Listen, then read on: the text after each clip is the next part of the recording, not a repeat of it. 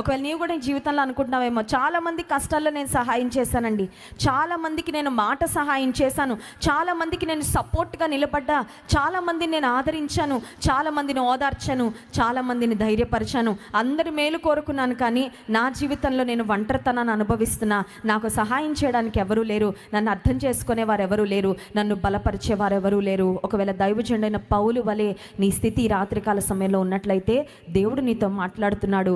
పౌలు ప్రక్కనే నిలబడి దైవజనుడైన పౌలును బలపరిచిన దేవుడు ఈ రాత్రికాల సమయంలో చెప్తున్నాడు, నేను నీ ప్రక్కనే నిలబడ్డా నిన్ను బలపరచడానికి. I'm standing right next you to strengthen you.